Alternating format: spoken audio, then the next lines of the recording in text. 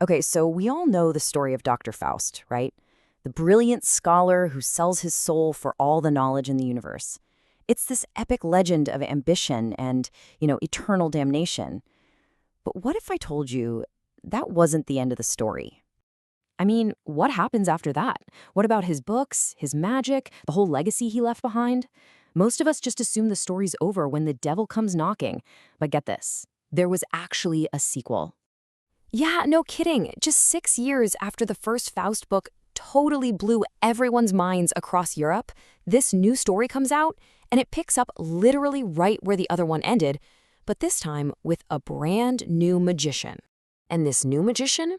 It's Christoph Wagner, Faust's own apprentice. But listen, if you're picturing another tragic hero with these huge world-changing ambitions, you gotta think again. Wagner is a whole different animal. The book makes it super clear that Wagner isn't really a successor. He's more of an imitation, a copy. He's a follower, right? Not an innovator. And that difference is everything. It's the key to the whole story. So let's break that down. You've got Faust, who is driven by this incredible, almost insane thirst for knowledge that could span the universe. And then you have Wagner. His motivation?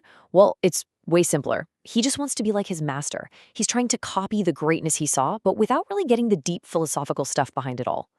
Think about their characters. Faust is this huge, tragic figure, right?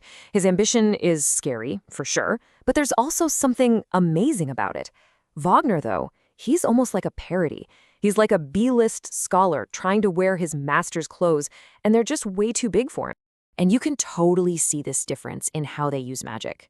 Faust was all about these deep theological debates and huge philosophical experiments. Wagner, he uses all that power for, well, for more normal stuff. Entertaining tricks, a little magic show on the road.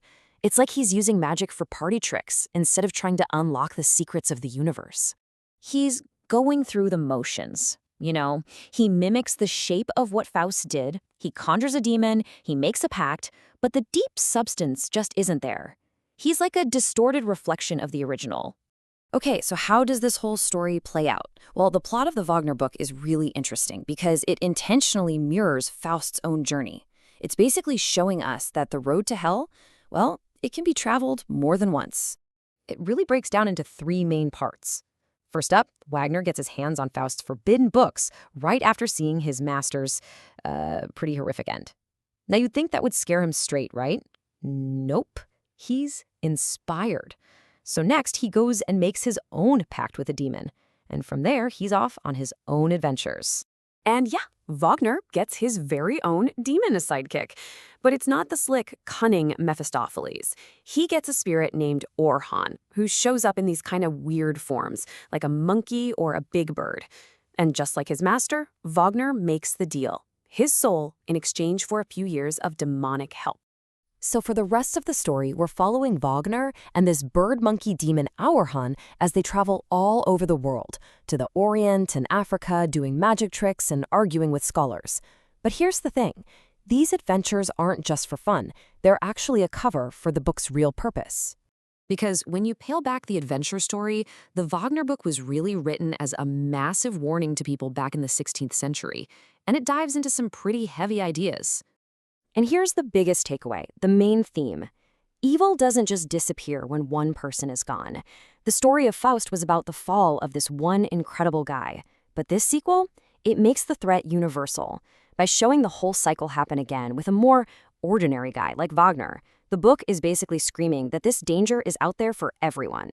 And let me tell you, this book does not pull its punches. Its main goal is to be a Christian moral lesson, and it is anything but subtle. The source material actually says the text is larded with religious warnings. I mean, what a word, right? Larded? It's basically packed full of these admonitions against turning away from God. You can just feel that heavy moral lesson in every single chapter. So yeah, there is zero ambiguity. The message is crystal clear, like a sledgehammer. If you mess with forbidden power, if you dabble in the occult and turn away from God, there's only one way it ends: eternal damnation. And that's a fate Wagner, just like Faust before him, has no chance of escaping. But then there's this really surprising twist. The original Faust story is so dark and grim, right? Well, the Wagner book, it actually has jokes. Seriously. It brings in what scholars call low comedy and satire, and it gives the whole thing a totally different vibe. And a lot of that humor comes from the relationship between Wagner and his own human servant. It's basically a send-up, a parody of the super serious, high-stakes relationship between Faust and Mephistopheles. It adds this whole new layer of social commentary and satire that you just don't get in the first book. So, at the end of the day, why does this mostly forgotten sequel even matter? It obviously never got as famous as the original Faust story, but the Wagner book is actually super important for how the whole Faust legend grew and changed over time. Well, for two big reasons. First, it blows the story up from being about just one guy into a warning for everybody. And second, it gives us this really interesting new type of character, the lesser magician, the copycat who wants the power but doesn't truly get what the consequences are. And that right there is the key. This isn't a story anymore about some one in a million genius falling from grace. It's about a danger that's always there, lurking, for anyone. It's a temptation that can be passed down almost like a family heirloom. It's what made the Faustian bargain a real threat for the average person. And that leaves us with this one kind of haunting question, doesn't it? The story of Christoph Wagner seems to suggest that even if you're just copying someone else's ambition, the damnation you earn is 100% your own. A pretty chilling thought to end on.